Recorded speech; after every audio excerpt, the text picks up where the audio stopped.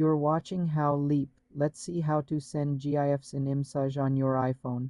Open the Messages app and start a new conversation or open an existing one. Tap the text field to bring up the keyboard. Next to the text field, tap the app's icon, which looks like an N next to a storefront. This opens the iMessage App Store. If you don't see the hashtag Images app, tap the four-circle icon in the bottom left to open the app drawer. Swipe left until you find Images or GIF. Tap it. A library of trending GIFs will appear.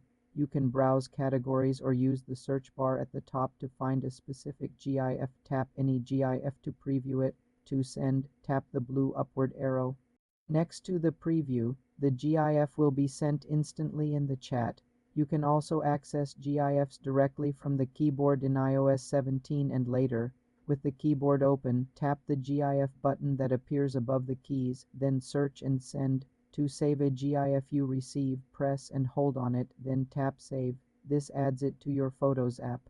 For more simple iMessage tutorials, subscribe to the channel.